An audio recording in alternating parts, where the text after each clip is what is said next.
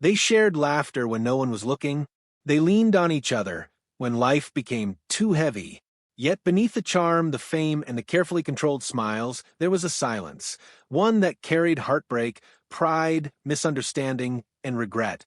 For decades, Elton John guarded the truth about the friendship that shaped him more than the world ever realized. A friendship with Princess Diana that began with pure spontaneity, nearly collapsed under pressure, and ended with a loss that left him changed forever. This is the story he once held close, and the night that bound them together. The year was 1981, a moment in British history that felt almost enchanted. Prince Charles was preparing to marry Diana Spencer, a young nursery school assistant who had suddenly become the world's fascination. Britain was swept up in the fairy tale. For Elton John, already a global music icon, that same year would mark the beginning of something far more personal, a friendship that would alter the course of his life. By then, Elton was already well known within certain royal circles. The Queen Mother adored his music. Princess Margaret, ever the rebellious spirit of the family, frequently invited him to intimate evenings at Kensington Palace. He played for aristocrats, dined with dukes, and even endured Prince Philip's dry humor. Philip once joked that Elton's bright yellow Aston Martin looked like it belonged in a children's cartoon rather than at Windsor. Yet despite all the privilege and glamour, Elton had never felt he truly belonged. He was the flamboyant outsider, the musician whose sequined suits and emotional transparency clashed with the stiff upper lip of the British elite. But everything changed the night of Prince Andrew's 21st birthday celebration at Windsor Castle. The ballroom glowed under grand chandeliers. Royal formality filled the room, velvet gowns, polished medals, hushed conversations. Elton had been seated at the piano, playing quietly as guests flowed like a tide across the marble floor.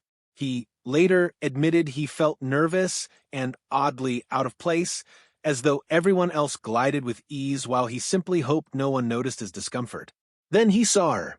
Diana Spencer entered the ballroom, not yet a princess, not yet the most photographed woman in the world, just a young woman with a bright smile and a presence that seemed to shift the air around her.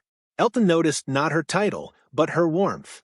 She looked over, caught him watching, and returned a smile full of sincerity rather than aristocratic politeness. Moments later, she made her way toward him. What began as a polite greeting transformed into a rapid, effortless friendship.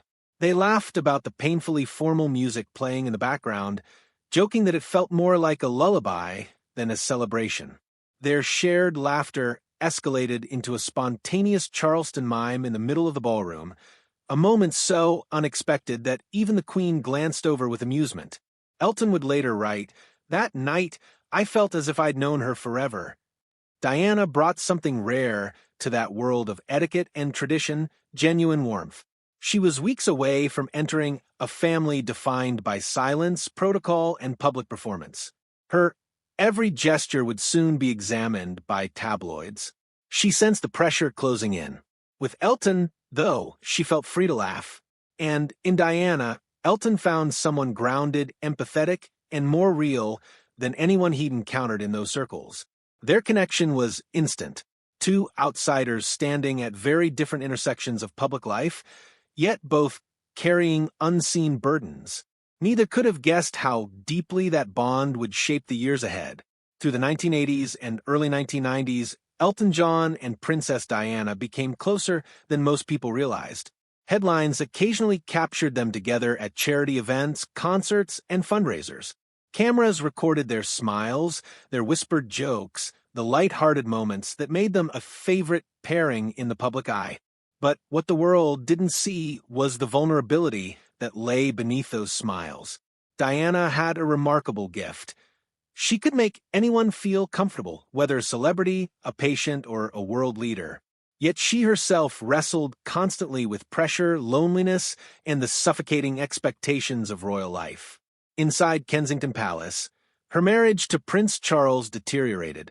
Rumors of infidelity shadowed everything she did. She struggled with feelings of inadequacy, battled bulimia in secret, and lay awake through sleepless nights feeling trapped. Elton understood her pain more than most, Behind his glitter and fame, he grappled with addiction, insecurity, and the exhausting scrutiny of being openly himself in a judgmental time. He knew what it felt like to be adored publicly, yet feel alone privately. They recognized each other's wounds instantly. Their friendship became a place of refuge, away from flashbulbs, away from expectations. Diana would attend Elton's charity events, especially those supporting AIDS awareness. At a time when society feared the disease, she became one of the first public figures to touch AIDS patients without gloves. Elton always said that moment changed everything for the public perception of AIDS. It proved she led with compassion, not reputation. There were joyful moments, too. Diana's sense of humor was sharp and mischievous. She teased Elton about his outlandish stage outfits. He laughed at her eye rolls directed at royal snobbery. They shared a love of gossip, inside jokes, and the kind of laughter that lightened the heaviest days. One evening, at a private dinner party in London, both Richard Gere and Sylvester Stallone found themselves completely captivated by her. Elton recalled that the situation nearly escalated into a fight as the two actors competed for her attention. She could bring Hollywood to its knees, he later joked. Yet, even Diana's magnetism couldn't erase her struggles. Behind the glamour and charm, she felt fragile and often unloved. Elton would visit her simply to listen, offering comfort without cameras or expectations. But as fame intensified and royal politics grew more complex, pressures mounted on both sides. Their friendship remained strong, until the moment misunderstanding disrupted everything. By 1996, Diana and Elton's friendship had become a favorite subject of tabloids, though very few understood its depth. They had supported each other through heartbreak, stood together during charity efforts, and shared an unspoken trust that made their bond feel more like family. Then a single decision changed everything. Elton had been working on a coffee table book of rock photography to raise money for an AIDS foundation. The project featured a collection of bold, artistic images, some of them including semi-nude male models. Diana had graciously agreed to write the foreword, a gesture that meant the world to Elton. Her involvement symbolized courage and compassion for a cause often dismissed or stigmatized. Then, without any warning, a letter arrived from Diana's office.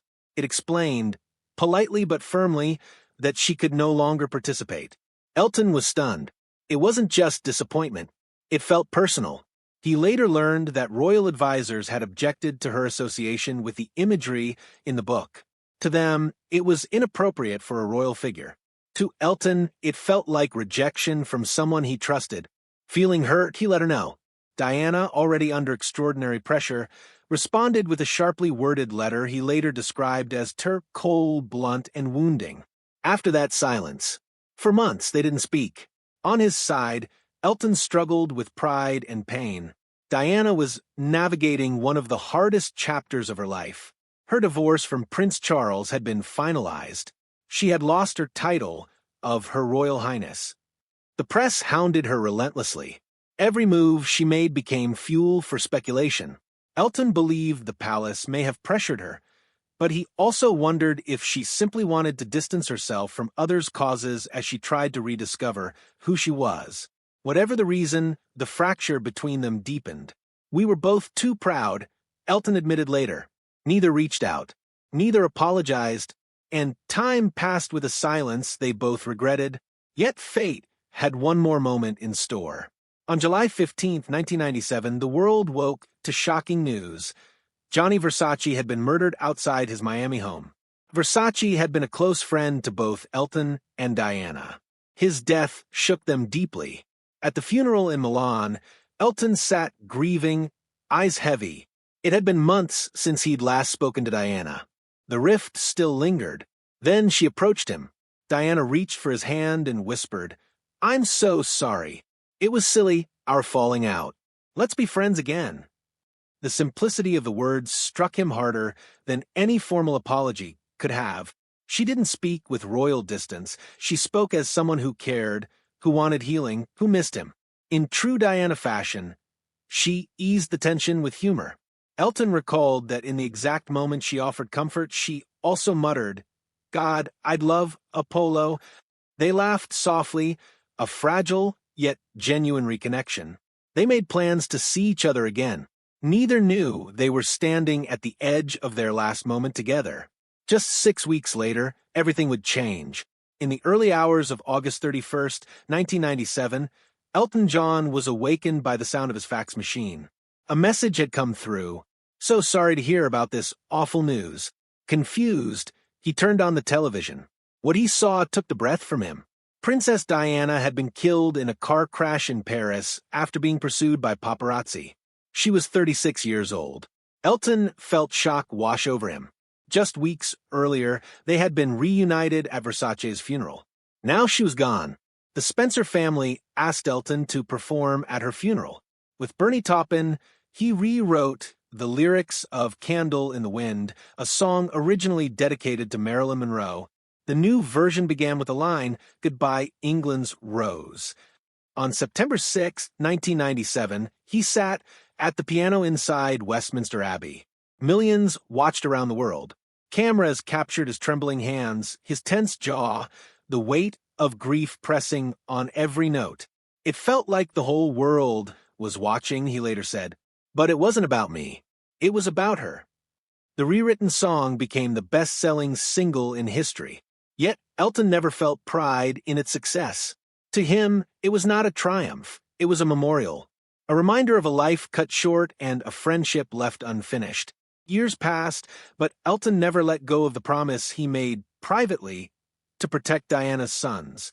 When Prince Harry later faced intense media harassment, Elton spoke out publicly. He felt a responsibility, one rooted in love, grief, and the memory of a friend who had trusted him. He often reflected on their rift in the 90s, a wound that never fully healed. "If I could go back," he said, "I would have picked up the phone. I would have said, 'I'm sorry.' Life's too short for pride." He also came to believe that Diana's withdrawal from the charity project wasn't truly her choice. Palace pressures likely influenced her. She was surrounded by forces that shaped her life in ways the public never saw. Their friendship was unlike any other, a royal icon and a world-famous musician connected through loneliness, laughter, and the desire to be understood. Diana showed the world her courage and compassion. Elton rediscovered purpose through her influence, becoming one of the most recognized voices in humanitarian and AIDS advocacy. Even today, when he sits at the piano and the room falls silent, he sometimes senses her presence in that quiet space between notes, the echo of her laughter, the memory of her warmth. He once said, "She proved that kindness and honesty can exist in a world built on image.